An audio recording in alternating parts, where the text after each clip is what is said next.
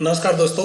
आज के इस वीडियो में मैं आपको एक्सेल 2021 के पार्ट 10 का पार्ट 2 बताऊंगा, जिसमें कि पिछले पार्ट में मैंने आपको डाटा में यहाँ तक ये सारी चीज़ें मैंने आपको बताई थी। शॉर्ट फिल्टर, एडवांस फिल्टर, ये सारी चीज़ें मैंने आपको बताई थी।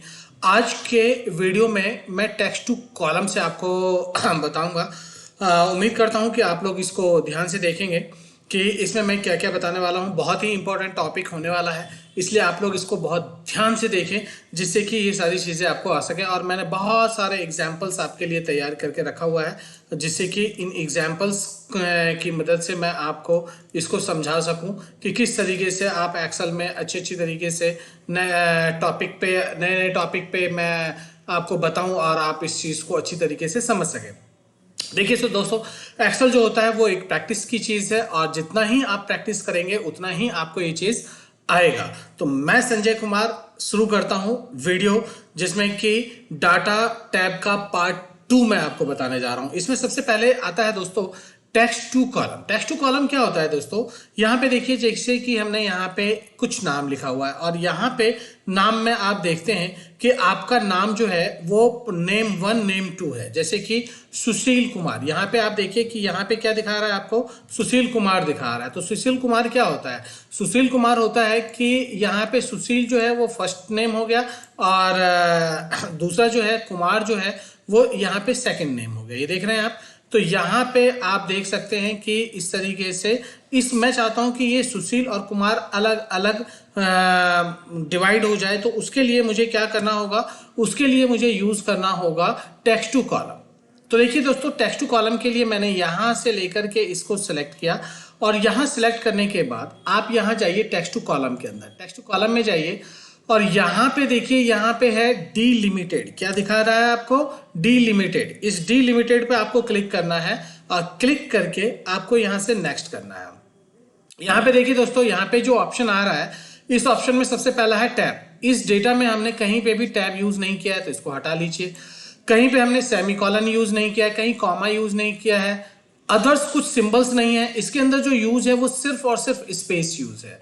तो मैंने स्पेस पे क्लिक किया, नेक्स्ट किया और फिनिश किया। तो आप देखेंगे कि यहाँ देखिए कि फर्स्ट नेम अलग हो गया और सेकंड नेम अलग हो गया। तो इस तरीके से एक्सेल की मदद से आप टेक्स्ट टू कॉलम का यूज करेंगे, और चाहे वो नाम एक नाम हो या 1000 नाम हो, उसको आप within a second text to column की मदद से अलग अलग कर सकते हैं। एक और एग्जांपल लेके चलता हूं मैं यहाँ पे देखिए, जैसे कि ये सुशील कुमार में यहाँ पे देखिए, यहाँ पे सुशील है, कुमार है, और यहाँ पे ये 30 में भी हो सकता है इसका एज हो, कुछ भी हो सकता है। यहाँ पे मैं मान लेता हूं कि ये इसका एज है। अब मुझे क्या करना है कि इसको अलग अलग पार्ट में डिवाइड करना है। तो वही चीज है, टेक्स्ट टू कॉलम में चलते हैं, यहाँ पे डिलिमिटेड पे क्लिक करते हैं, नेक्स्ट करते हैं, और यहाँ से स्पेस, क्योंकि हमने इसमें ना तो कहीं कॉमा यूज किया हुआ है, ना सेमीकोलन यूज किया है, ना कोई अदर सिंबल ही यूज किया हुआ है। हमने यूज किया है ओनली स्पेस। तो हम स्पेस पे क्लिक करेंगे, नेक्स्ट करेंगे और फिनिश कर देंगे।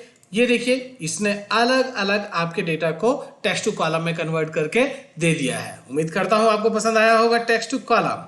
अब हम इसके बाद नेक्स्ट टॉपिक पे चलते हैं, और नेक्स्ट हमारा आता है फ्लैश फिल।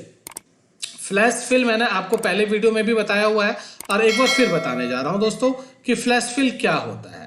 अभी देखिए, यहाँ पे फ्लैश फिल में यही नाम है, और मैं चाहता हूं कि ये नाम अलग अलग हो जाए। ये नाम यहाँ पे सुशील आ जाए और दूसरे कॉलम में कुमार आ जाए। सुशील यहाँ आ जाए, कुमार यहाँ आ जाए। तो बहुत आसान है दोस्तों। देखिए कितना, मैं यहाँ पे लिखूंगा सुशील, SUSHIL, सुशील लिख दिया मैंने, और यहाँ लिख दिया मैंने कुमार। एक बार आपको जो है इस तरीके से नाम को अलग अलग करना होगा। सुशील पे क्लिक कीजिए, फ्लैश फिल पे क्लिक कीजिए, और देखिए सभी नाम, फर्स्ट नेम इसका अलग आ गया। कुमार पे जाइए, फ्लैश फिल पे क्लिक कीजिए, देखिए ये अलग अलग आ गया। तो ये होता है फ्लैश फिल का कमाल, कि इस तरीके से आप अलग अलग अपने डेटा को किस तरीके से फ्लैश फिल की मदद से डिवाइड कर सकते हैं। उम्मीद करता हूं फ्लैश फिल आपको समझ में आ गया होगा। और फ्लैश फिल के लिए मैंने पिछले वीडियोस में भी बहुत सारी चीजें, जो पीछे मैंने वीडियो बनाया है उसमें मैंने ये समझाया हुआ है। तो अगर आपको ये समझ में नहीं आए तो वीडियो को रिवाइंड करके, पीछे करके इस वीडियो को बार बार देखें, जिससे कि जो चीज मैं आपको समझा रहा हूं वो आपको बेहतर ढंग से समझ में आ सके। अब हम चलते हैं दोस्तों, नेक्स्ट ऑप्शन हमारा आता है डाटा वैलिडेशन की तरफ। डाटा वैलिडेशन क्या है दोस्तों, यहां पे एक छोटा सा एग्जांपल लिया हुआ है जिसमें कि यहां पे मेरे एम्प्लॉय का नाम है, यहां पे उसकी सैलरी है, एज है, मोबाइल है, सिटी है। अब देखिए वैलिडेशन का भी वीडियो मैंने पहले कई बार बना के दिया हुआ है, अगर आपको उसमें समझ में नहीं आया है तो यहां पे एक बार फिर से समझने की कोशिश कीजिए। सॉरी, मैं चाहता हूं कि यहां पे जो मेरा स्टाफ है, इस स्टाफ को मैं सैलरी जो है 10,000 से 30,000 रुपए, ये कुछ भी हो सकता है आपके अकॉर्डिंग, आपके डेटा के अकॉर्डिंग कुछ भी हो सकता है। ये मेरा एग्जांपल है कि मैं अपने एम्प्लॉय को 10,000 से लेकर के 30,000 तक की सैलरी ही बांटना चाहता हूं। 10,000 से कम नहीं है और 30,000 से ज्यादा नहीं है। तो ऐसा सिचुएशन क्रिएट करने के लिए आपको क्या करना होगा, वैलिडेशन का यूज करना होगा। और आप यहां से जिस एरिया में वैलिडेशन लगाना चाहते हैं उस एरिया को आप सिलेक्ट करेंगे, डाटा वैलिडेशन में जाएंगे और यहां देखिए दोस्तों, यहां पे जाकर के आपके पास होल नंबर है, आप यहां पे होल नंबर सिलेक्ट कीजिए और यहां पे बहुत सारी चीजें हैं, लेकिन यहां पे आपको सिलेक्ट करना है बिटवीन। और यहां पे मिनिमम अमाउंट डाल दीजिए 10,000, क्योंकि मैंने कहा कि मैं 10,000 से 30,000 तक की ही सैलरी बांटना चाहता हूं, तो मैंने यहां पे मिनिमम में 10,000 लिखा, मैक्सिमम में 30,000 लिखा।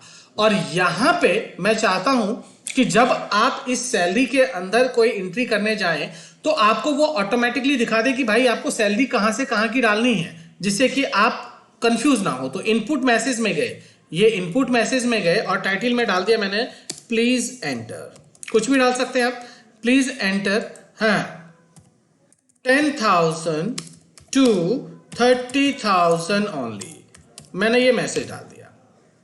अब यहां पे एरर अलर्ट, अगर आप 10,000 से कम या 30,000 से ज्यादा अगर कोई भी अमाउंट आप डालते हैं तो यहां पे आपको ये एरर अलर्ट दिखाएगा। मैं लिख देता हूं यहां पे रॉन्ग एंट्री, कुछ भी लिख सकते हैं, आपकी मर्जी है, रॉन्ग एंट्री, ठीक है ना, प्लीज एंटर वैलिड अमाउंट, मैंने ये डाल दिया।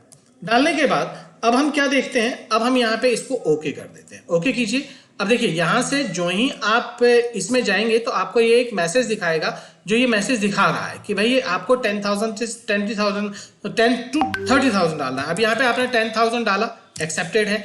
यहाँ पे अगर आप 15,000 डालेंगे, एक्सेप्टेड है। ओ सॉरी, यहाँ पे मैंने 151 1.5 लाख रुपए डाल दिया, तो इसने एक्सेप्ट नहीं किया, इसने आपको यहाँ पे रॉन्ग एंट्री करके डाल दिया कि प्लीज एंटर वैलिड अमाउंट, कि 1.5 लाख नहीं लेगा। अगर यहाँ पे आप 30,000 देंगे तो बिल्कुल ले लेगा ये, लेकिन यहाँ पे आप 31,000 देंगे तो नहीं लेगा। ये देखिए, यानी कि कहने का मतलब क्या है कि अब इसके अंदर आप यहाँ पे 10,000 से लेकर के 30,000 तक का ही अमाउंट एंटर कर सकते हैं, इससे कम या इससे ज्यादा नहीं डाल सकते हैं। सेम उसी तरीके से एज के लिए भी है, अगर एज में भी लगाना चाहते हैं तो सेम वही है, वैलिडेशन में जाइए और यहाँ पे होल नंबर सेलेक्ट कीजिए और यहाँ पे बिटवीन में मैंने डाल दिया कि 22 साल से लेकर के, भाई मेरे पास जो है वो 30 साल तक के बंदे ही काम करते हैं, तो उनका एज मैं यहाँ पे डालूंगा। इनपुट मैसेज में जो भी डालना है प्लीज एंटर, जो भी डालना है please enter valid age, valid age, age या नहीं, या तो ये डाल देता हूँ कि 22 to 30, ठीक है ना। और यहाँ डाल देता हूँ रॉन्ग एंट्री, वही डाल देता हूँ wrong entry and wrong entry, और यहाँ लिख देते हैं प्लीज एंटर वैलिड एज, ये आपने डाल दिया, करके ओके कर दीजिए। अब यहाँ देखिए भाई, यहाँ पे 22 डाल रहे हैं आ रहा है, 25 डाल रहे हैं आ रहा है, 30 डाल रहे हैं आ रहा है, लेकिन 31 डालेंगे तो नहीं आएगा, एरर आ जाएगा। यानी कि वैलिडेशन का मतलब यही होगा कि जो भी डाटा आपने इसके अंदर, जो रेंज, जो क्राइटेरिया आपने इसके अंदर सेट किया हुआ है, उसी क्राइटेरिया के अंदर रह करके ही वो जो भी आप डालना चाहेंगे वो एक्सेप्ट करेगा। जैसे मैंने 22 से 30 डाला तो 22 से कम एज नहीं लेगा और 30 से ज्यादा नहीं लेगा। यहाँ पे मोबाइल नंबर के लिए भी ऐसा ही है, आपको पता है कि मोबाइल नंबर में 10 डिजिट होता है, तो मोबाइल नंबर के लिए थोड़ा सा हम डिफरेंट करते हैं। यहाँ सेलेक्ट करते हैं दोस्तों, वैलिडेशन में चलते हैं और यहाँ सेटिंग के अंदर आप होल नंबर की जगह टेक्स्ट लेंथ ले लीजिए और बिटवीन की जगह आप यहाँ पे इक्वल टू ले लीजिए, ठीक है ना, इक्वल टू 10। मतलब क्या है कि भाई मोबाइल में 10 डिजिट होता है तो आपने 10 डिजिट डाल देना है, और इनपुट मैसेज में और एरर अलर्ट में जो आप डालना चाहते हैं वो डाल सकते हैं। मैं यहाँ डालूंगा नहीं, वीडियो ज्यादा लेंथी हो जाएगा। आगे बढ़ते हैं और अब यहाँ पे आप देखिए कि मैंने डाला 1 2 3 4 5 6 7 8 9, 9 के बाद 10वां डिजिट डाल दिया 0, एक्सेप्ट हो गया। लेकिन दोस्तों अगर मैंने 1 2 3 4 5 6 7 8 9 9 ही डिजिट का मोबाइल नंबर डाला तो वो एक्सेप्ट नहीं करेगा और उसने यहाँ पे एरर आपको दिखा दिया। तो यानी कि कहने का मतलब क्या है कि यहाँ पे अगर मोबाइल नंबर 10 डिजिट का होता है तो 10 डिजिट आपको एंटर करना ही पड़ेगा, अदरवाइज ये नहीं लेगा। ठीक है, उम्मीद करता हूं आपको समझ में आ गया होगा। आगे दोस्तों सिटी, अब सिटी में वैलिडेशन का यूज क्या है कि जैसे मैं 4 सिटी लेता हूं, दिल्ली, कोलकाता, मुंबई एंड पटना, कुछ भी ले सकता हूं, इसके अलावा कोई दूसरा सिटी एंटर ना हो। तो इसके लिए दोस्तों यहां पे चलते हैं, यहां पे लिस्ट बना लेते हैं हम। यहां पे लिस्ट है, लिस्ट ध्यान दीजिए और यहां पे मैं डाल देता हूं तो ये देखिए दोस्तों यहां पे लिस्ट आ गया। अब मुंबई चाहिए, आपको मुंबई सेलेक्ट करना होगा, कोलकाता चाहिए, कोलकाता सेलेक्ट करना होगा, दिल्ली चाहिए, दिल्ली ले सकते हैं। यानी कि यहाँ पे लिस्ट बन गया है। यानी कि ये जो 4 स्टेट आपने डाला है, इन 4 स्टेट सिटीज के अलावा कोई दूसरा इसमें एक्सेप्ट ही नहीं करेगा। तो यहाँ पे आप लिस्ट की मदद से अपने डेटा में लिस्ट तैयार कर सकते हैं वैलिडेशन की मदद से। तो उम्मीद करता हूं कि ये वीडियो भी आपको समझ में आ गया होगा। इसमें वैलिडेशन लगाना आप समझ गए होंगे कि वैलिडेशन क्या होता है, किस तरीके से आप यूज करते हैं। नेक्स्ट आता है दोस्तों यहां पे रिमूव डुप्लीकेट्स। यहां पे अगर आप ध्यान से देखें तो यहां पे मैंने कई बार नाम को जो है वो लिया हुआ है। यहाँ पे देखिए जैसे सुशील कुमार है, सुशील कुमार है, यहाँ पे सुशील कुमार है, यानी कि सुरेश कुमार को मैंने सुशील को, सुरेश को कई बार मैंने लिख दिया है, मैंने रिपीट कर दिया है। तो ये रिपीट का मतलब क्या होता है? रिपीट का मतलब होता है कि मैंने एक ही नाम 2 बार 3 बार 4 बार लिख दिया है और मैं चाहता हूं कि इसमें से नाम जो है, नाम जो डुप्लीकेट नाम है, जो बार बार मैंने रिपीट किया हुआ है, वो नाम इसमें से डिलीट हो जाए। तो उसके लिए मुझे क्या करना होगा? मुझे यहां पे इस एरिया को सिलेक्ट करना होगा और यहां पे ऑप्शन आता है आपका रिमूव डुप्लीकेट। रिमूव डुप्लीकेट पे जाइए और ये continue with the current selection, जो आपने यहां पे सिलेक्शन कर रखा है उसी में से डुप्लीकेट वैल्यू को वो रिमूव करेगा। तो करके यहां पे रिमूव डुप्लीकेट कर दीजिए, नेम को यहां पे नेम सेलेक्ट कीजिए और ओके कर दीजिए। तो आप देखेंगे कि यहां से 4 यूनिक नाम उसने छोड़ दिया। उसके अलावा जितने भी 6 डुप्लीकेट्स थे उन सभी 6 डुप्लीकेट्स को उसने यहां से रिमूव कर दिया। यहां पे उसने बता दिया कि कितने को उसने रिमूव किया, 6 डुप्लीकेट को उसने रिमूव कर दिया है और 4 यूनिक नेम यहां पे रह गया। तो ये होता है, इसे हम कहते हैं रिमूव डुप्लीकेट वैल्यूज। उम्मीद करता हूं दोस्तों ये भी आपको समझ में आ गया होगा। अब हम चलते हैं कंसोलिडेशंस की तरफ। कंसोलिडेशंस क्या होता है? ये नेक्स्ट वैल्यू है हमारा कंसोलिडेशंस। कंसोलिडेशंस में क्या है दोस्तों कि कंसोलिडेशंस के लिए देखिए यहाँ पे एक सेल मैंने तैयार किया हुआ है जो कि 2023 का सेल है और एक दूसरे सीट पे जो है मैंने दूसरे सीट पे भी तैयार किया हुआ है एक सेल जो कि 2022 का सेल है। अब मैं चाहता हूं कि यहाँ पे इन दोनों ही ईयर का टोटल सेल मेरे पास आ जाए, यानी 2 अलग अलग सीट का डेटा मेरे एक सीट पे ऐड करके आ जाए। तो इसके लिए दोस्तों मुझे यूज करना होगा कंसोलिडेट का। कंसोलिडेट पे जाएंगे, यहां पे आप देखेंगे तो यहां पे बहुत सारे ऑप्शंस हैं जो आप यूज कर सकते हैं। Sum, count, average, max, mean, product, बहुत सारे यूज हैं। तो मैं यहां पे सम यूज कर रहा हूं और सम में यहां रेफरेंस पे जाऊंगा और देखिए रेफरेंस में ये जो टोटल सेल है, ये जो इन सब का टोटल है वो यहां पे दिया हुआ है। इस पे क्लिक करके मैंने यहां पे ऐड कर दिया। उसके बाद मैं दूसरे सीट पे जाऊंगा और दूसरे सीट पे जो ये टोटल अमाउंट है इसको भी सिलेक्ट करूंगा और इसको भी ऐड कर लूंगा। ऐड कर लिया और ऐड करने के बाद अब मैं ओके करूंगा तो देखिए यहाँ पे इसने टोटल अमाउंट यहाँ पे आपको दे दिया कि भाई इसने टोटल अमाउंट कितना हुआ, यानी कि इस सेल को और दूसरे सीट पे जो ये सेल है इन दोनों ही सेल को टोटल करके इसने यहाँ पे हमको टोटल सेल बता दिया कि भाई टोटल सेल कितना हुआ है। यानी कि 2 सीट हो, 3 सीट हो, 4 सीट हो, 5 सीट हो, इन सभी सीटों का डेटा अगर एक जगह मुझे लेना हो, एक जगह इसका सम निकालना हो तो उसके लिए हम इस टैब का यूज करते हैं। किसका? कंसोलिडेशन का यूज करते हैं। कंसोलिडेशंस बहुत ही इंपॉर्टेंट चीज है। ये रिलेशन अभी, ये जो नेक्स्ट टॉपिक आता है मेरा वो रिलेशन, देखिए रिलेशन अभी एक्टिवेट नहीं है। इस ऑप्शन को मैं आगे बताने वाला हूं आपको। फिलहाल मैं नेक्स्ट टॉपिक पे चलता हूं। नेक्स्ट टॉपिक मेरा आता है सिनेरियो।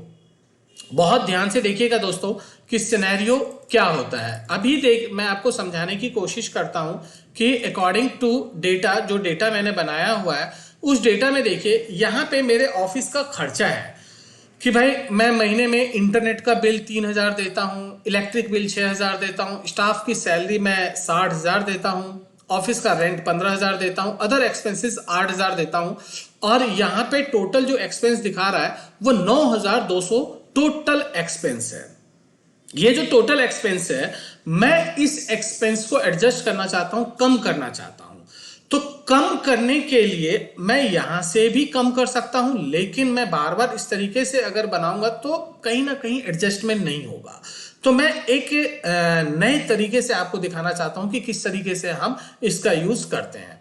तो देखिए दोस्तों, मुझे चलना होगा यहां पे व्हाट इफ एनालिसिस के अंदर। व्हाट इफ एनालिसिस में सिनेरियो मैनेजर पे आपको जाना होगा। यहां सिनेरियो मैनेजर ओपन हो गया है। अब आप सिनेरियो मैनेजर में अगर आप जाते हो तो आप देखोगे कि इसको पहले आप सिलेक्ट कर लीजिए। यहां से यहां तक आपने सिलेक्ट कर लिया है, इसको सिलेक्ट करना है कि इसको टोटल को आपको यहां से सिलेक्ट करना है। सिलेक्ट कर लिया और यहां पे आप इसमें सिनेरियो में जाइए, ये आ गया। यहां पे आपको ऐड करना होगा और ऐड में क्या होगा दोस्तों, यहां पे आपको नाम देना है। मैं यहां पे एक लिस्ट बना लेता हूं, एक्सपेंसेस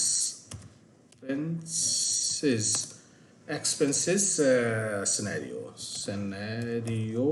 1 के नाम से, एक्सपेंसेस सिनेरियो 1 के नाम से जो है मैं ये डाल देता हूं। अब आप देखेंगे यहाँ पे ये चेंजिंग सेल कर रहा है कि किस सेल में आपको चेंज करना है। तो यहाँ पे ऑलरेडी ये जो मैंने सेलेक्ट किया हुआ ये यहाँ पे आ चुका है, और करके यहाँ पे आप ओके करेंगे तो आपको दिखाएगा, ये दिखा दिया इसने, यहाँ पे पूरा रेशियो दिखा दिया कि भाई आप यहाँ पे किस किस में चेंजेस करना चाहते हो। तो मैं चाहता हूं, इसको मैं यहाँ एडजस्ट के सामने ले लेता हूं। मैं चाहता हूं कि भाई इंटरनेट का जो खर्चा है वो 3,000 की जगह मैं 2,000 करना चाहता हूं। तो 2,000 हो जाएगा तो कुछ ना कुछ होगा। इलेक्ट्रिक बिल यार एसी वेसी कम चलाएंगे तो उसमें भी जो है बिल का एडजस्टमेंट हो जाएगा। तो मैं चाहता हूं कि यार वो 6,000 की जगह इसको 3,500 रुपये पे ले आओ यार, 3,500 एडजस्ट करते हैं। स्टाफ की सैलरी में आप कोई एडजस्टमेंट नहीं कर पाओगे। अगर आपने इसकी सैलरी कम करी तो आपके एम्प्लॉय छोड़ के चले जाएंगे। तो इसलिए आप सैलरी के साथ छेड़छाड़ ना करें। बट अगर कंपनी लॉस में जाता है तो सबसे पहले आपको पता होगा कि हम सैलरीज में ही एडजस्टमेंट करते हैं, एम्प्लॉयज को जो है वो वाइंड अप करवा देते हैं। तो फिलहाल ऐसा कुछ नहीं है, यहाँ पे सैलरी को नहीं छेड़ना है। अब आता है ऑफिस रेंट। यार रेंट में भी आप अगर 15,000 रेंट दे रहे हो तो अगर आपका 10,000 रेंट में अगर कहीं से कोई काम चल जा रहा है तो आप यहाँ पे भी एडजस्टमेंट कर सकते हो। बाकी बार बार आप ऑफिस चेंज नहीं कर सकते, इसलिए रेंट में भी नहीं करोगे करके।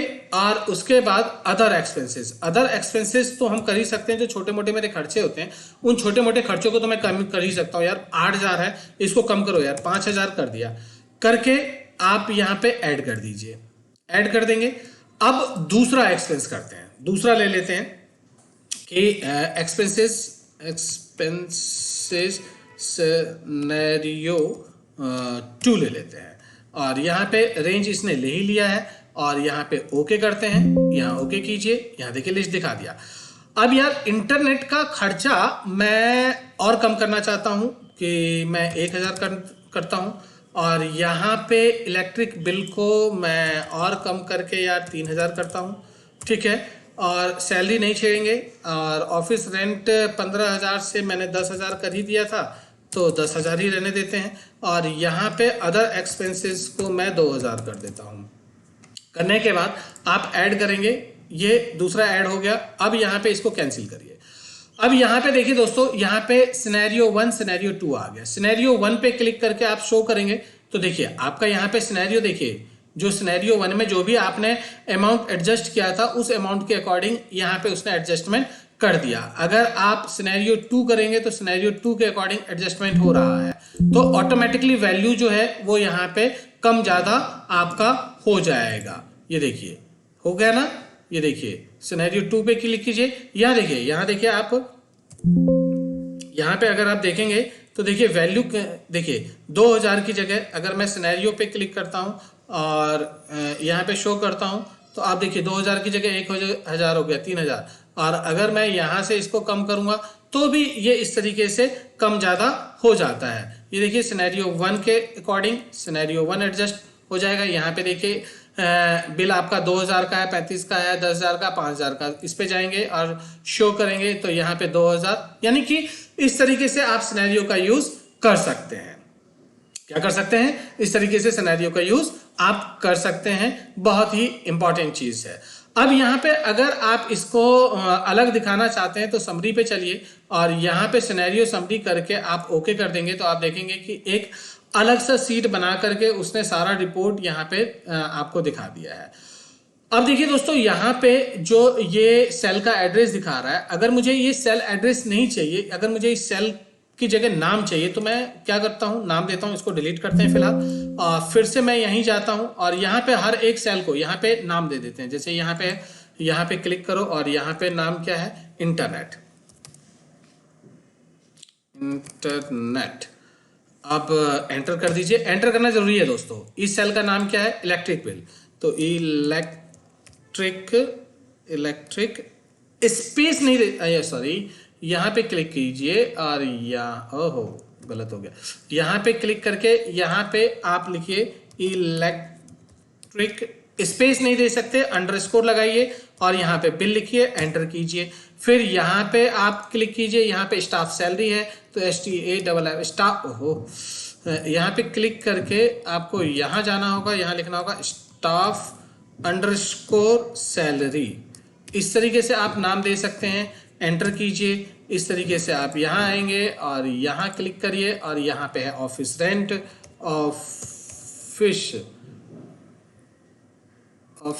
सॉरी स्पेस नहीं देना है, स्पेस रेंट, ठीक है ना। एंटर प्रेस कीजिए, यहाँ क्लिक कीजिए, यहाँ है अदर एक्सपेंसेस, तो यहाँ क्लिक करके अदर अंडरस्कोर एक्सपेंसेस डाल के एंटर कर दीजिए। ये हो गया। अब आप जाइए, अब यहाँ पे सिनेरियो में जाइए, यहाँ पे जाइए और यहाँ पे सिनेरियो पे जाइए और सिनेरियो पे समरी कीजिए और सिनेरियो समरी पे क्लिक करके ओके कीजिए। अब आप देखिए दोस्तों, यहाँ पे जैसा जैसा आपने लिया था उसके अकॉर्डिंग जो भी नाम आपने चेंज किया था वो नाम यहाँ पे नाम के साथ आ गया। यहाँ पे एक्सपेंस रेशियो 1 है, एक्सपेंस रेशियो 2 है। इस तरीके से आपका एक्सपेंस शीट तैयार हो जाएगा और आप दिखा सकते हैं कि अदर वैल्यू के साथ जो है वो आप इसको कैसे यूज कर सकते हैं। तो ये था सिनेरियो। उम्मीद करता हूं आपको ये चीज समझ में आ गया होगा। और दोस्तों, अगर समझ में आ रहा है तो मेरी वीडियो को लाइक जरूर करें और चैनल को सब्सक्राइब तो जरूर ही करें, ठीक है ना। आगे बढ़ते हैं, नेक्स्ट टॉपिक की तरफ चलते हैं और यहाँ पे गोलसिक आ जाता है। गोलसिक पे चलते हैं। गोलसिक में आप यहाँ देखिए, यहाँ पे दोस्तों गोलसिक में आप देखोगे कि यहाँ पे एक मैंने मोबाइल का मॉडल बनाया हुआ है कि ये मोबाइल S21 है जिसका की प्राइस 38,000 है। डाउन पेमेंट कोई कस्टमर अगर मेरे पास खरीदने के लिए आएगा तो उसके लिए मैं ये चार्ट बना रहा हूँ कि भाई 38,000 का ये मोबाइल है। डाउन पेमेंट अगर वो 6,000 रुपये डाउन पेमेंट देता है और 3% इंटरेस्ट के रेट पे 12 महीने में उसका जो EMI बनेगा वो 4,240 रुपये 33 पैसे का बनेगा। यहाँ पे एक्चुअली मैंने ये PMT का फॉर्मूला यूज करके मैंने यहाँ पे इसका EMI निकाल लिया है। तो मैं यहाँ पे PMT नहीं बता रहा हूँ, मैं आपको गोलसिक बता रहा हूँ कि गोलसिक का यूज यहाँ पे हम क्या करते हैं या क्या करने जा रहे हैं। तो कुछ ऐसा हो कि मेरा कस्टमर कहता है कि नहीं जी भाई साहब, मैं चाहता हूं कि भाई मेरा जो प्रीमियम है ना वो हर महीने का 2,000 रुपए से ज्यादा ना हो। चाहे डाउन पेमेंट आपको जो लेना है वो लीजिए, लेकिन मैं EMI जो है ना 2,000 से ज्यादा नहीं दे सकता। तो इस केस में मैं यहाँ पे गोलसिक का यूज करूंगा। यहाँ गोलसिक में गया और गोलसिक में इस सेल पे क्लिक कर दिया तो ये जो C89 है ये इस सेल का एड्रेस है। और मुझे क्या चाहिए, मेरा कस्टमर क्या कह रहा है कि जी 2,000 रुपए जो है मैं क्या करना चाहता हूं, मैं EMI देना चाहता हूं। तो यहाँ पे 2,000 रुपए कर दो यार। और यहाँ पे किस सेल में आप चेंज करना चाहते हो, किस में होगा, डाउन पेमेंट में। डाउन पेमेंट पे क्लिक किया, ओके क्या, आप देखिए यहाँ पे डाउन पेमेंट ये 2,000 हो गया तो इसको जो है ये डाउन पेमेंट आ जाएगा, इतना अमाउंट इसका डाउन पेमेंट पे बढ़ जाएगा। ठीक है ना। अगर कुछ और चाहते हैं, हम चाहते हैं कि भैया यहाँ पे डाउन पेमेंट जो है ये 4200 की जगह 3000 प्रीमियम करना चाहते हैं, तो फिर वही जाइए आप गोलसिक में इस सेल का एड्रेस लीजिए। इसकी वैल्यू मैं 3000 करना चाहता हूँ, क्योंकि 3000 मैं मंथली करना चाहूँगा, EMI पे करना चाहता हूँ। तो मेरा डाउन पेमेंट कितना होगा, तो डाउन पेमेंट पे क्लिक कीजिए, ओके कीजिए। तो आप यहाँ पे देखेंगे डाउन पेमेंट का अमाउंट 11,602 रुपये उसको पहले पे करना पड़ेगा, तब जाकर के 3000 रुपये मंथली उसको पे करना पड़ेगा। तो ये होता है दोस्तों PMT, यानी कि ये होता है गोलसिक, कि गोलसिक से आप अपने प्रीमियम का अमाउंट कस्टमर के अकॉर्डिंग अगर एडजस्ट करते हैं तो आपको पता चल जाएगा कि भाई उसको डाउन पेमेंट कितना करना पड़ेगा। अगर वो 3000 रुपये पे करेगा मंथली इंस्टॉलमेंट में, तो डाउन पेमेंट कितना होगा। 2000 रुपये पे करना चाहता है तो कितना करेगा, 1000 रुपये कितना करेगा तो वो कितना पे करेगा। तो ये चीज हमें गोलसिक के थ्रू से हम एडजस्ट करके देख सकते हैं कि किस तरीके से हम इसको एडजस्ट कर सकते हैं। उम्मीद करता हूं दोस्तों आपको गोलसिक समझ में आया हो, और अगर समझ में नहीं आया है तो फिर से इस वीडियो को ध्यान से देखें और इसको सीखने की कोशिश करें कि मैंने इसमें आपको बताने की क्या कोशिश की है। नेक्स्ट हम चलते हैं दोस्तों, यहां पे एक और ऑप्शन रह गया डाटा फील्ड। डाटा फील्ड क्या हो गया, डाटा फील्ड में चलते हैं और यहां पे देखिए, यहां पे मैंने आप लोगों के लिए एक डेटा बनाया हुआ है। यहाँ पे देखिए मैं इसको हटा ही देता हूँ, फिर से बताता हूँ आपको। जैसे कि यहाँ पे मैंने क्या किया है, यहाँ पे मैंने ये लिखा है 1 और 1। अगर मैं 1 और 1 को मल्टीप्लाई करूँ तो क्या होगा, 1 मल्टीप्लाई बाय 1 तो क्या होगा, ऑब्वियस सी बात है 1 ही होगा। अगर मैं इसी का टेबल बनाना चाहता हूँ तो यहाँ पे मैंने 2 लिख दिया, यहाँ पे मैंने 3 लिख दिया। अब मैं इसको कहां तक बनाना चाहता हूं ये सिलेक्ट करके और मैं यहां पे ड्रैग कर देता हूं, जहां तक चाहिए मेरे को वहां तक मैं यहां पे ले सकता हूं। उसी तरीके से यहां भी ले लो, यहां भी सॉरी यहां पे आप ले लो कि इसी तरीके से जिस तरीके से आपने यहां बनाया वैसे ये बनाइए। और यहां से देखिए इसको सिलेक्ट कीजिए, यहां पे भी मैंने 10 ले लिया, 10 तक ले लिया। अब यहां पे मुझे क्या करना है कि मुझे यहां पे डाटा टेबल बनाना है। तो देखिए डाटा टेबल बनाने के लिए आपने ये देखा यहां पे ये रो ये कॉलम, यहां पे इन दोनों को मैंने मल्टीप्लाई किया तो 1 आया। तो यहां पे डाटा टेबल की मदद से आप देखिए इन सब का टेबल कैसे तैयार करते हैं। तो जहां पे आपने फॉर्मूला लगाया था वहां से आपको सेलेक्ट करना है और ये पूरा एरिया आपको सिलेक्ट करना है। देखिए ये पूरा एरिया आपने सिलेक्ट कर लिया। सिलेक्ट करने के बाद आपको जाना है डाटा टेबल के अंदर। डाटा टेबल पे जाइए तो भाई यहां पे ये पूछ रहा है रो इनपुट, तो ये रो इनपुट है। यहां पूछ रहा है कॉलम इनपुट, तो ये कॉलम इनपुट है। करके ओके कीजिए और देखिए ऑटोमेटिकली इसने इसका टेबल बना करके आपको दिखा दिया है। तो कितने आसानी से आप किसी का भी टेबल इस तरीके से बना सकते हैं। ये होता है डाटा टेबल। डाटा टेबल बहुत ही आसान है। यहां पे देखिए दोस्तों मैंने एक और एग्जांपल लेकर के आपको समझाने की कोशिश की है। मैंने एक एग्जांपल बनाया है कि यहां देखिए कि ये एक अमाउंट है, प्रिंसिपल अमाउंट है, 5000 रुपए का लोन है, 12 महीने के लिए है, रेट है 5% का और यहाँ पे सिंपल इंटरेस्ट तैयार किया गया, सिंपल इंटरेस्ट निकाला गया। तो सिंपल इंटरेस्ट निकालने का फॉर्मूला आप लोगों को आता होगा कि यहाँ पे फॉर्मूला यूज किया गया है कि प्रिंसिपल अमाउंट देख लीजिए, यहां पे मैं निकाल देता हूं, is equal to principal amount multiply by time multiply by rate and divided by the 100। तो ये आपको प्रिंसिपल अमाउंट यहां पे इसने निकाल के दे दिया कि 5000 का 12 महीने के लिए 5% पे जो सिंपल इंटरेस्ट होगा वो 3000 होगा। ठीक है ना, ये बहुत आसानी से समझ में आ गया। तो यहां पे ये डाटा टेबल का क्या यूज है, तो मैं बता रहा हूं आपको कि डाटा टेबल का क्या यूज है। यहां पे देखिए भाई, यहां पे 3000 अगर आप लेते हैं 12 महीने के लिए तो कितना इंटरेस्ट होगा, सिंपल इंटरेस्ट। 24 महीने के लिए कितना आएगा, 36 महीने के लिए कितना आएगा, 48 महीने के लिए कितना आएगा, ये चीज मुझे जानना है। तो ये जानने के लिए मैंने क्या किया है कि डाटा टेबल का यूज किया है। देखो दोस्तों किसका यूज किया है, डाटा टेबल का यूज किया है। तो अभी आप देखिए कि डाटा टेबल का यूज करके मैं किस तरीके से निकालता हूं। और आपको पता है कि यहाँ पे ये जो 3000 है, यहाँ पे आपको पहले फॉर्मूला लगाना ही पड़ेगा। तो मैंने वही फॉर्मूला लगाया है, इज इक्वल टू यहाँ पे 5000 है, 5000 multiply by time multiply rate and divided by the 100। तो यहाँ पे मैंने फॉर्मूला लगा दिया, ये 3000, ठीक है ना।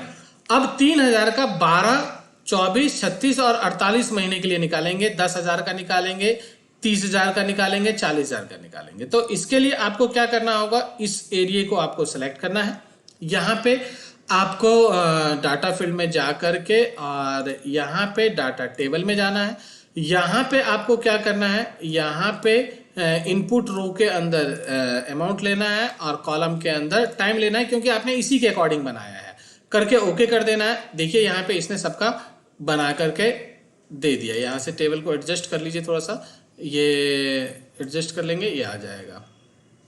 ये देखिए 10,000 का 12 महीने के लिए करेंगे तो 6,000 इंटरेस्ट, 24 महीने के लिए 12,000, 36 महीने के लिए 18,000, 48 महीने के लिए 24,000। तो इस तरीके से आपने इसका सिंपल इंटरेस्ट निकाल लिया विद इन अ सेकेंड। तो किसी को भी समझाने के लिए कि भाई उसका सिंपल इंटरेस्ट अगर आप कैलकुलेट करेंगे 12 महीने के लिए, 24 महीने के लिए या 36 महीने के लिए या 48 महीने के लिए, तो किस तरीके से आप निकालेंगे, ये चीज जानने के लिए आपने देखा कि आपने टेबल फॉर्मेट से किस तरीके से बड़ी आसानी से ये निकाल के रख दिया है। उम्मीद करता हूं कि आपको ये बहुत बेहतर ढंग से समझ में आया होगा। अब हम बढ़ते हैं नेक्स्ट वीडियो की तरफ, नेक्स्ट टॉपिक की तरफ जो है। अब हम नेक्स्ट टॉपिक पे चलते हैं और यहाँ पे रिलेशनशिप है और रिलेशनशिप का यूज कैसे करते हैं। अभी आप देख रहे हैं कि यहाँ पे रिलेशनशिप जो है वो एक्टिव नहीं है। इसको एक्टिव करने के लिए आपको अभी काम करना होगा। देखिए जैसे कि मैंने ये एक डेटा बनाया हुआ है, यहाँ पे रिलेशनशिप काम क्या करता है ये ध्यान से देखना है आपको। कि यहाँ पे देखिए मैंने एक डाटा बनाया है जिसमें कोई सेल्समैन है जिसने जितना भी सेल्स किया है उसकी ये क्वांटिटी दी हुई है। और ऐसा ही एक सीट मैंने और बनाया हुआ है जिसमें कि वही नाम है और यहाँ पे हमने क्या किया हुआ है, प्रोडक्ट का नाम ऐड कर दिया है और डेट वाइज कर दिया है कि किस डेट को क्या चीज़ बेचा गया है। अब रिलेशनशिप की मदद से हम क्या देखना चाहेंगे कि जो सेल्समैन है किस डेट को क्या चीज़ सेल हुआ है, कितना सेल हुआ है, ये चीज़ जानने की कोशिश करेंगे। उसके लिए हमको रिलेशनशिप ऑप्शन का यूज़ करना होगा। और रिलेशनशिप ऑप्शन का यूज़ करने के लिए आपको पहले अपने डाटा को सेलेक्ट करना होगा और इसको टेबल में कन्वर्ट करना होगा। तो टेबल में कन्वर्ट करने के लिए आपको क्या करना है, आपको सेलेक्ट करने के बाद टेबल में इंसर्ट में जाना है और यहाँ पे टेबल ऑप्शन है, इसे क्लिक करके आप इसको टेबल में कन्वर्ट कर लेंगे। इसी तरीके से आप दूसरे टेबल में भी जाएंगे, आप इसको भी सिलेक्ट करेंगे और सिलेक्ट करने के बाद और फिर से इसको इंसर्ट टैब में जा कर के और टेबल मॉड्यूल में इसको कन्वर्ट कर देंगे। ये टेबल में कन्वर्ट हो गया। देखेंगे कि यहाँ पे रिलेशनशिप एक्टिव हो गया है, लेकिन दोस्तों अभी ये काम नहीं करेगा। इसको काम कराने के लिए आपको क्या करना होगा कि जो आपका डेटा है इस डेटा को पाइवेट टेबल में कन्वर्ट करना होगा। पाइवेट टेबल में कन्वर्ट करने के लिए आपको क्या करना है, इसको सेलेक्ट करना है, इंसर्ट टैब में जाना है, पाइवेट टेबल में जाना है, फ्रॉम टेबल रेंज से सिलेक्ट करना है, यहाँ पे न्यू वर्कशीट लेना है। और दोस्तों यहाँ पे आपको इस ऑप्शन को टिक लगाना नहीं भूलना है। आपको इसको टिक लगाना है, add this data to the data module. ये आपको यहाँ से क्लिक करना है और ओके कर देना है। तो एक नए सीट पे आपका जो पाइवेट टेबल है वो बन करके यहाँ पे आ गया है। बिल्कुल इसी तरीके से आपको दूसरे सीट पे जाना है और दूसरे सीट पे भी आपको जो है, जो दूसरे सीट पे आपने डेटा बनाया हुआ है उसको भी आपको पाइवेट टेबल में कन्वर्ट करना है। तो इसको भी सिलेक्ट करना है। आपको सिलेक्ट करने के बाद फिर से आपको इंसर्ट टैब में जाना है, यहाँ से पाइवेट टेबल में जाना है और सेम टेबल रेंज पे क्लिक करना है। यहाँ पे दोस्तों आपको इस बार ध्यान रखना है कि इस बार न्यू वर्कशीट नहीं लेना है, इस बार आपको एग्जिस्टिंग वर्कशीट लेना है कि जिस वर्कशीट पे आपका टेबल गया था, अभी जो पाइवेट टेबल आपने बनाया था उसी पे इसको लेना है। यहाँ क्लिक करें और यहाँ से जो भी आपका पाइवेट टेबल का रेंज था जहाँ पे आपने बनाया था वहीं लेना है। तो आप यहाँ पे इसको क्लिक कर दें तो इसका रेंज यहाँ पे आ जाएगा और रेंज आने के बाद आपको क्या करना है, सिंपली ओके कर देना है। तो आप देखेंगे कि यहाँ पे टेबल 2 भी आ चुका है। अब आगे आपको करना क्या है, आगे आपको करना है कि यहाँ पे आप देखेंगे कि रिलेशनशिप बनाने से पहले आपको पाइवट टेबल में डाटा चाहिए। अब दो टेबल है, दोनों टेबल का डाटा चाहिए, तो यहाँ पे ऑल पे क्लिक करना है, दोनों टेबल आ गया। अब आप देखिए कि दोनों टेबल में से आपको क्या लेना है, यहाँ पे आपको सेल लेना है, तो सेल पे क्लिक करेंगे तो देखिए यहाँ पे सेल आ चुका है। अब आपको दूसरे टेबल से क्या लेना है, दूसरे टेबल से आपको यहाँ पे डेट लेना है। तो आपको डेट को क्या करना है, डेट को यहाँ से ड्रैग करते हुए रो फील्ड में आ जाना है। अब देखिए यहाँ पे आपका डेट वाइज सेल दिखा दिया, लेकिन अभी ये काम नहीं किया है। अभी आप देखिए सभी में 580 ही वैल्यू दिखा रहा है, यानी कि इसने अभी काम नहीं किया है। अब आपको करना क्या है, इसको रिलेशनशिप की मदद से आपको इसको कन्वर्ट करना है। अब रिलेशनशिप में आपको जाके क्लिक करना है, यहाँ क्लिक करिए, यहाँ पे आपको न्यू पे क्लिक करना है। अब यहाँ पे एक नया टैब खुल के आ गया है। यहाँ पे दोस्तों आपको करना क्या होता है, यहाँ पे जो टेबल 1 है इसमें जो कॉमन फील्ड है वो यूज करना है। तो पहले आप यहाँ पे टेबल 1 सेलेक्ट करेंगे, और दोनों ही टेबल में अगर आप देखेंगे तो जो कॉमन फील्ड था वो था सीरियल नंबर। तो जो कॉमन फील्ड होता है जो दोनों ही टेबल में है उसको आप यहाँ से सिलेक्ट कर लेंगे, सिलेक्ट कर लीजिए। फिर आप टेबल 2 सेलेक्ट करेंगे, सीरियल नंबर ऑटोमेटिकली आ गया है, कुछ नहीं करना है। अब आपको सिर्फ ओके कर देना है। ओके करते के साथ ही आप देखिए यहाँ पे टेबल एक्टिव हो गया है, इसको आप क्लोज कर दीजिए। यहाँ पे देखिए, यहाँ पे इसने डेट वाइज आपका सेल लगा के आपको दे दिया है। अगर आपको ये देखना है कि प्रोडक्ट कि किस डेट को कौन सा प्रोडक्ट कितना हुआ है, तो आप यहाँ पे सिंपली प्रोडक्ट पे क्लिक करेंगे तो उसने यहाँ पे प्रोडक्ट वाइज भी आपको यहाँ पे दिखा दिया है। अगर प्रोडक्ट नहीं चाहिए तो यहाँ से आप इसको क्लिक करके हटा भी सकते हैं। तो दोस्तों ये है रिलेशनशिप का यूज, कि इस तरीके से आप दो टेबल का डाटा एक जगह किस तरीके से देख सकते हैं, उसके लिए रिलेशनशिप का यूज किया जाता है। उम्मीद करता हूं कि ये चीज आपको बहुत अच्छी तरीके से समझ में आ गया होगा। अब नेक्स्ट टॉपिक की तरफ चलते हैं, और नेक्स्ट टॉपिक है हमारा ग्रुप। ग्रुप के लिए दोस्तों आपने करना क्या है, किसी भी डेटा, कोई भी डेटा है उस डेटा पे आपको ग्रुप यूज करना है। मैं देखता हूं कि किस में करना है। हमें किसी भी डेटा में चलते हैं, कोई भी डेटा जो, जैसे ये डेटा है इसी पे काम करते हैं, और इसके अंदर हमको ग्रुप यूज करना है। तो ग्रुप में दोस्तों आप रो और कॉलम दोनों को ग्रुप कर सकते हैं। अब देखिए यहाँ पे जैसे ये छोटा सा डेटा है, हो सकता है आपके फील्ड में बहुत सारा डाटा होगा, तो किसी भी तरीके से आप इसको ग्रुप में कन्वर्ट कर सकते हैं। तो ग्रुप में कन्वर्ट करने के लिए दोस्तों आपने यहाँ से इस डेटा को सिलेक्ट कर लिया, ये सिलेक्ट कर लिया।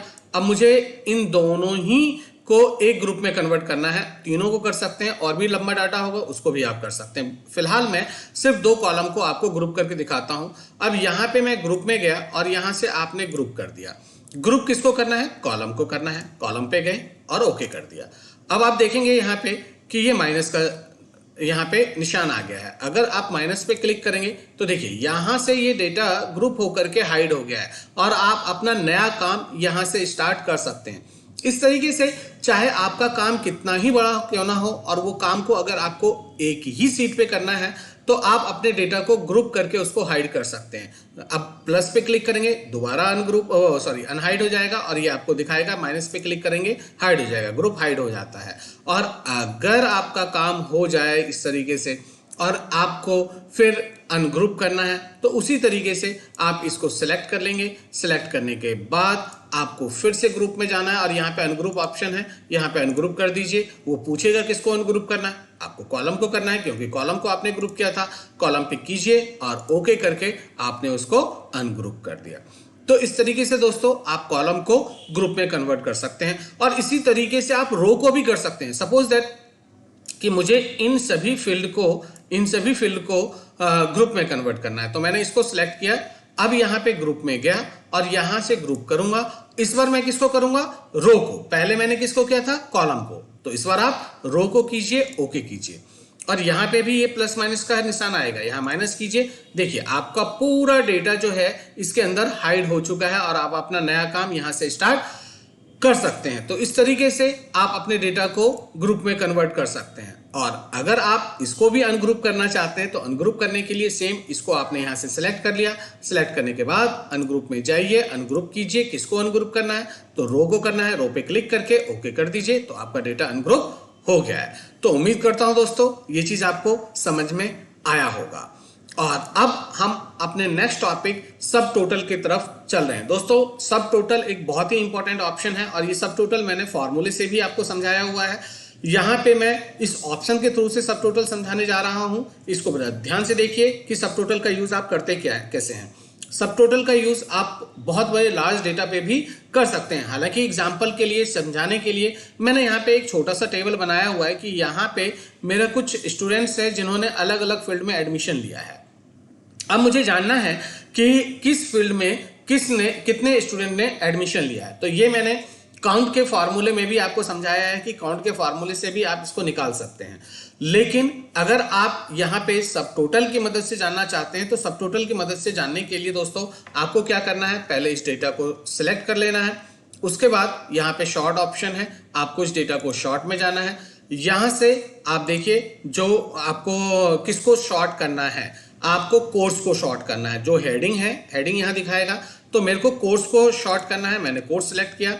यहाँ पे सेल वैल्यू ही रहने देना है।